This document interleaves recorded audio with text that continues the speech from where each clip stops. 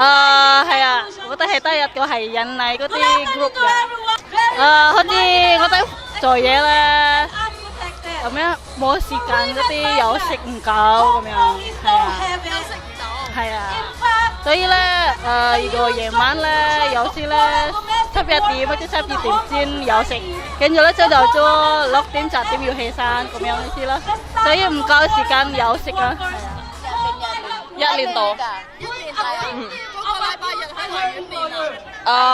唔係個個禮拜都去維園，有陣時我哋又去名富啦，去有陣時我哋都係備咗，有陣時我哋都係gimana namanya？係 organisation 嘅。係。咁咧，你哋呢個練咗幾耐啊？呢度係。呢度冇啊？唔係幾耐嘅，1個月未冇嘅。1個月都冇，因為我哋個個都唔係成日都放假。我哋有10幾個朋友，但係有陣時咧五個又唔放假，5個又放假，有陣時唔係全部都個個都放假。但係我哋都會我哋一齊學，我哋一齊邊個識咧整咗 video， 跟住俾佢哋，叫佢哋喺屋企自己練咁樣。係啊。仲要夾埋一齊都好難。係啊。但係好好啊！我個朋友都好好嘅，個個都幾好，個個都一齊合作咁樣。所以多謝佢哋咯。今日 Women Rising 你哋舊年有冇嚟？有。你年年都嚟嘅。因為我啱啱入咗係 organisation， 所以我2次過嚟，上年同埋而家。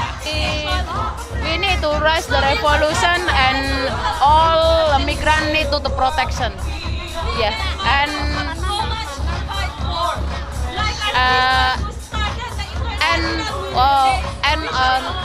slavery now for the migrant all. And slavery now. And slavery, yeah. Give to abolish the weak rule.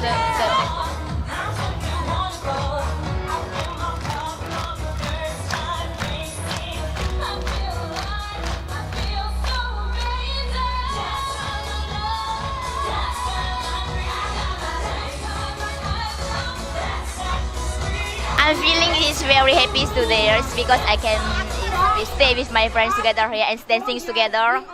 And so there's yes, I'm feeling very happy. First, the organizations we have learned with my friends, so that today is much the dancing with other friends too. 今日嚟睇佢哋點樣搞個 event 嘅，關於外傭女性權益被剝削嘅事件，我哋係關心呢個 issue 嘅，同埋同一班工人姐姐一齊去跳舞，攞即用跳舞呢個方式去關注一下女性權益呢個問題咯。因為實在太多唔公平嘅對待啦，所以我哋要一齊團結力量去爭取對我哋有益嘅嘢。男女唔平等咯，同埋即係婦女咧為咗個家庭，即係自己做無薪照顧者咧，反而就個地位仲加低下咯，同埋所以即係覺得好唔公平咯。喺中國嘅地方係父權主義係好嚴重咯，大家都係做份工，我哋係選擇照顧家庭，但係反而得到嘅位置係咁低微。Yeah, I'm coming here today to support my for my co-workers, especially migrant workers. This is like a campaign.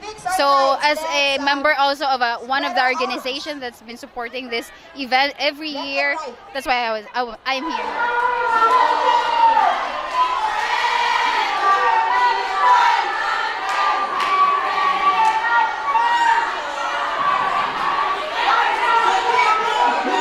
Of the illegal collection and overcharging done by the recruitment agencies by collecting huge amount of money from us. Cases of sexual, verbal, and physical abuses among migrant domestic workers are mostly unreported due to their lack of awareness of their legal rights, fear of losing the job, and now a possible blacklist by Hong Kong Immigration under the current job hopping investigation policy. 我哋都係而家係一齊喺香港工作、喺香港生活嘅一班嘅女工。外傭其實佢嚟到香港係支持咗，佢幫咗好多家庭。幫咗好多婦女，我哋有一個就業機會，有好多嘅選擇機會，我哋有我哋嘅工作嘅機會，有好多嘅發展，亦都有更加多嘅家庭嘅支持，同埋係減輕咗家庭嗰個嘅工作量。正正係咁，我哋作為一個婦女，我哋睇到家庭嘅重擔已經減輕，所以我哋係應該去支持呢一啲離鄉別井嚟香港，為我哋家庭、為我哋香港貢獻嘅呢啲外傭。佢哋提出嘅要求係包括如果係離職嘅話咧，係而家法例規定佢哋要2個星期就要揾到第二個僱主。咁我覺得呢個2個星期係太短嘅，所以我哋支持佢哋要取消呢個2個星期嘅限制。咁第二咧就係我哋覺得。佢哋有一個要求係要可以喺屋企，即係喺個僱主家屋企以外居住咧，我哋亦都係支持，因為我哋自己喺香港都知道擠迫嘅環境同埋係一個空間嘅係幾咁壓迫，同埋係即係個人工作自由同埋一個有翻工同放工時間嘅話咧，係應該有一個即係自己嘅空間。咁所以我哋都支持一個佢哋可以有權可以出去住咁。我哋想即係都分享翻香港嘅女工。咁有好多嘅我哋即係有人覺得香港都已經係幾性別平等或者工作好多好好。咁但我都想話翻俾即係大家聽，其實我哋都同時係面對一個長工時啦，尤其是啲基層嘅工種或者保安或者啲服務業咁。咁呢一個香港都冇保障。第二咧，而家個香港個最低工資咧，亦都係太低，係唔能夠應付嘅生活。另外最後都特別提咧，就香港嘅性別歧視條例咧係已經係好落後。咁對於好多工作間嘅性騷擾咧，其實不要外傭或者係本地女工，其實係有啲好多情況都冇被覆蓋嘅保障嘅。例如外傭如果屋企裏邊係被一啲係即係僱主親戚以外嘅朋友或者親戚僱主以外嘅人係性騷擾咧，不被保障。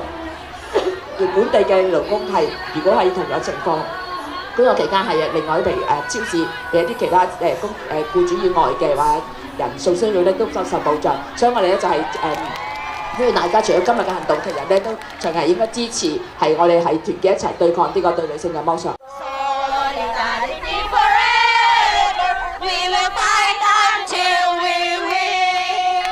I want us to all remember that as women, when we speak out, people get so annoyed. People will find so many reasons to tell you, you should be quiet. You know, it doesn't look good for you to say things about your employer. Or, why did you speak out so late? You should have spoken out earlier. And so I want us to also remember, we often talk about sexual violence that happens to women. But what is one reason why people tolerate sexual violence and then keep the burden and the hurt for so long? Many times it's because of the fear of losing their jobs. The laws in Hong Kong for workers are very weak. It's the same for local women and for migrant women. They're very weak. They cannot protect you enough. The thing that protects you is connecting. That's why I really like the slogans of 1 Billion Rising. It says rise, disrupt, connect. And disrupt means even when people tell you, be quiet, we don't care about your story. That's a long time ago. That's a small matter. You should say, no, I matter.